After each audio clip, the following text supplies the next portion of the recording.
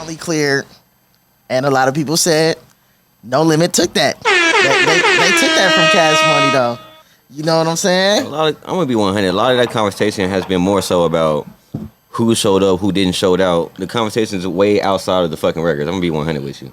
Okay. That's what I seen from it. Like people complaining about who Cash Money didn't bring out, the controversy from what Baby said at the end and shit like that. But I feel like if we talk about strictly just the records, I think it was way better than what people painted it out to be for the most part. I do feel like Cash Money didn't play their biggest records or their best records, and they didn't place their shit correctly. I will give No Limit. When I'm gonna give to No Limit, they played the right records at the right fucking time. Like when Cash Money took a round off of place whatever, they came with one of those.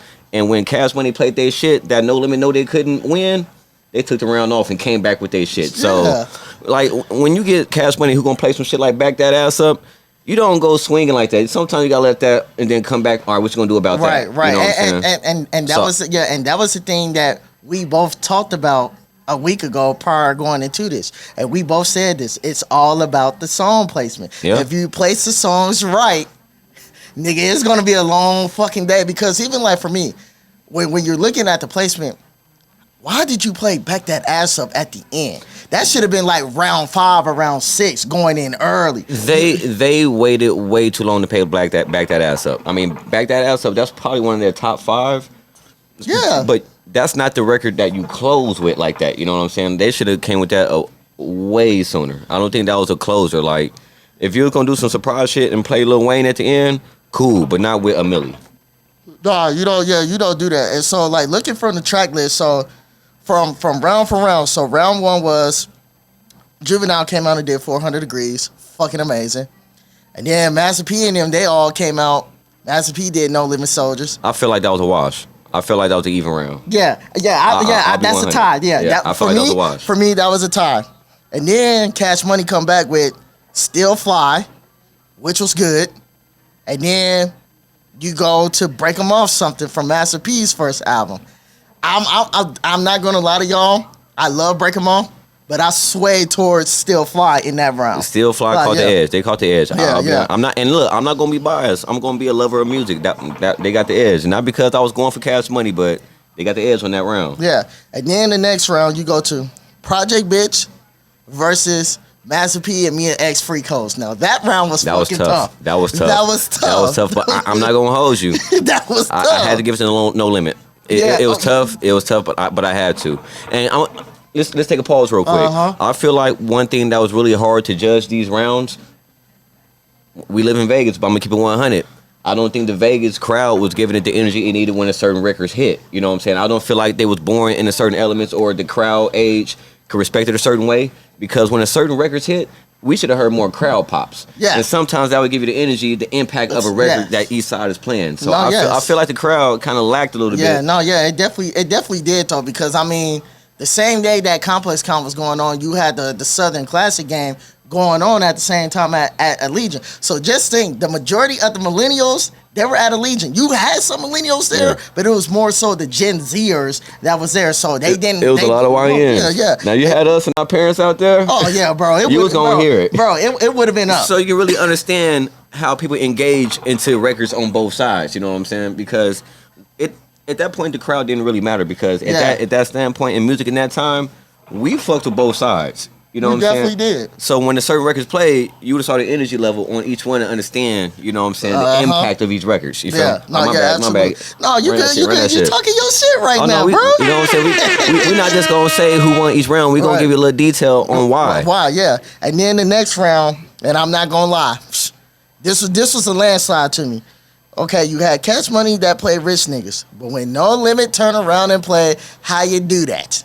How you do that? That was a landslide with No Limit fucking easy. You guys, the ones that y'all trying to say, Rich Niggas is not. It didn't do enough. Dope ass record, but against that, it's How like You what Do Kendrick That. said. It's not enough. It was too much swag on that motherfucker. Way too much. And then this is where I was like, okay. Then you get BG steps up. Cash Money is the Army versus Master P, Bourbon and Lax. I give that one to BG. Cash Money is the Army. I fuck with that heavy. And I feel like P did that on purpose. Like, you know what I'm saying? All right, I'm going to let you have that one, but watch this. What's next round? Okay, so this is another next round that was tough. Slow Motion versus I Can Tell. That was tough. That was tough. Now, if you listen to them records, you want to give it to Slow Motion on face value. But once you really listen to that No Limit record, it's like, ooh, hold on. Yeah, bro. You got to think about what you was doing at that time. It's like, that was a record too. Yeah, man. yeah. So, yeah, no, it definitely was. So I give that one a tie. yeah. Bling Bling versus It Ain't My Fault. You know what? I'm going to give the slight to Cash Money on that one. Because of the impact on the record. Bling Bling, like how the white folks in the corporate doing that and how they got to the movies.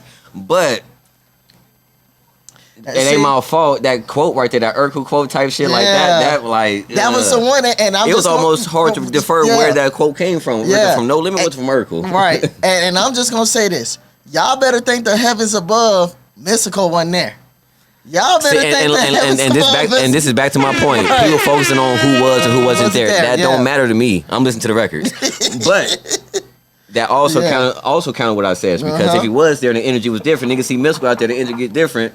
It's gonna sway the different side. It's definitely gonna sway. Because you got a lot of verses where one artist had the better records, but the other one performed way better. Exactly. And they, you know what I'm saying? So yeah, exactly. So it's one of those. And then after that, Juvenile goes back on and does Set It Off versus Master P's Mr. Ice Cream Man.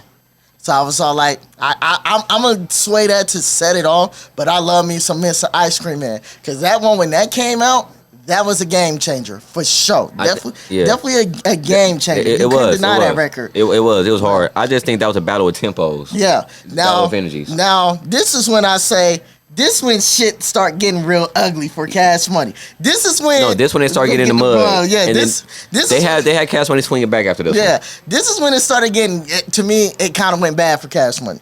So you do number one stunner.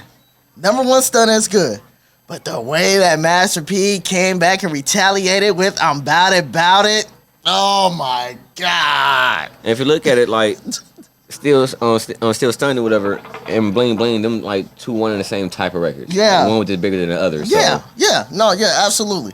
I could have did without that one. Yeah. And then Big Timers come back, we get your roll on.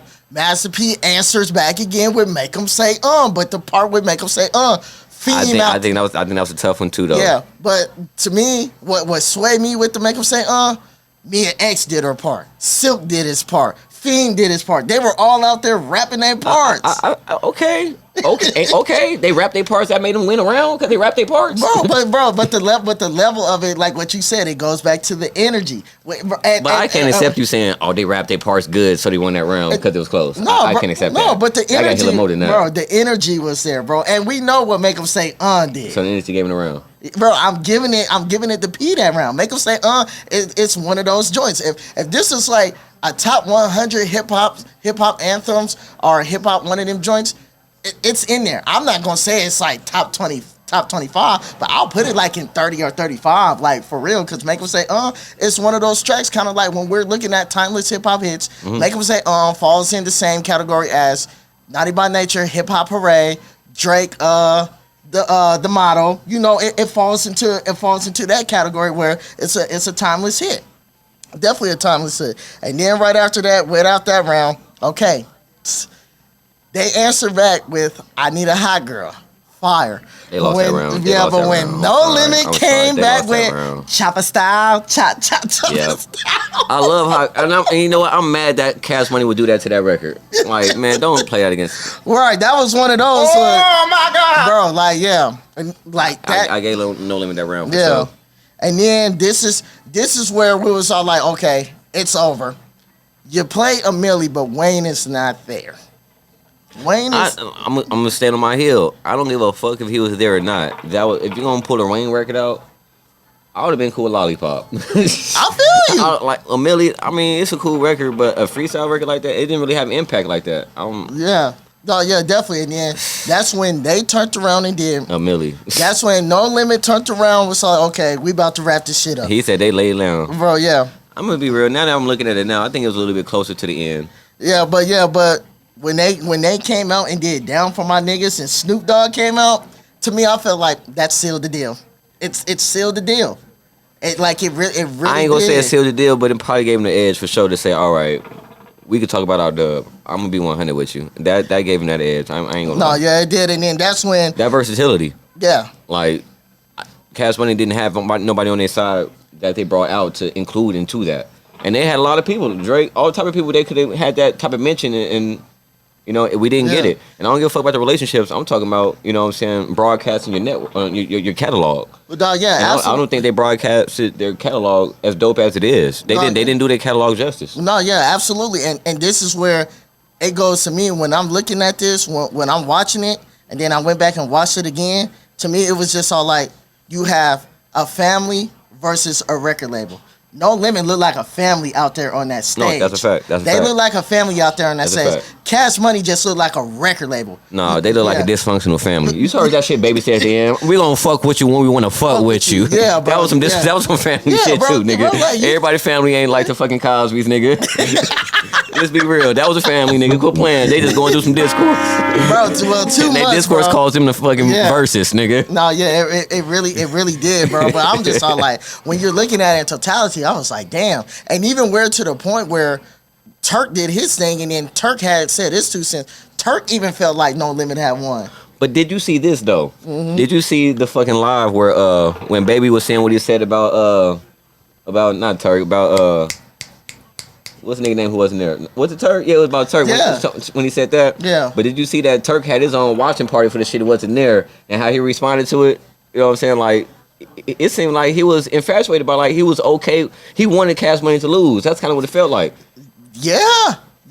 You could have been there to help the cause. Yeah, no, yeah, you're right. You're right. So I'm like, man, look.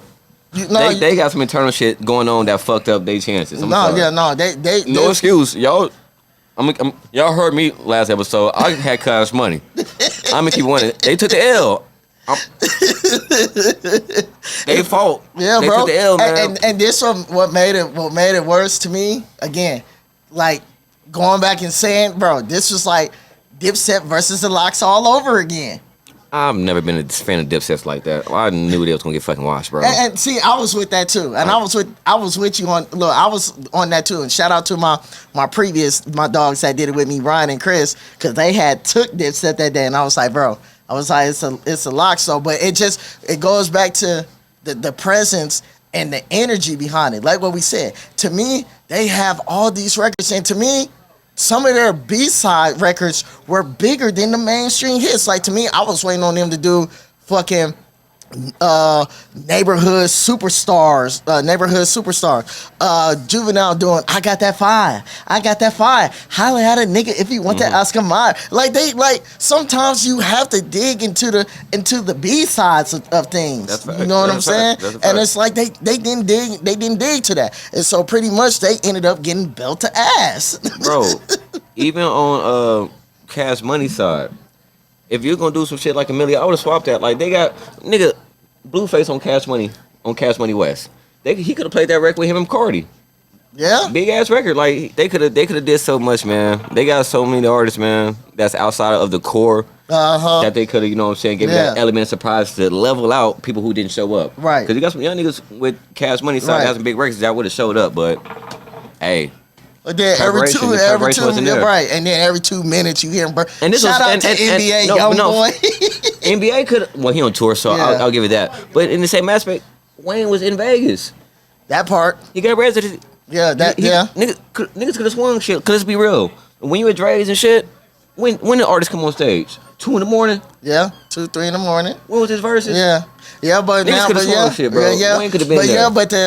but to give you some sway, I guess apparently they did say Wayne wasn't feeling good, and he didn't show up, and then But he still did his residency, didn't he? Yep, I don't know. Yeah, he did, nigga. Oh. That nigga was still at Dre's. You could have still saw Wayne that night, just not a fucking Complex Con. Damn. Come on, let's be real. Yeah. All right, man, these niggas about to fucking make me mad, man. Next subject, bro. But yeah, man, but y'all let us know, man, like who really took that battle. Like, did y'all feel like No Limit really took that, or no Cash Money? Y'all let us know in them comments. All right.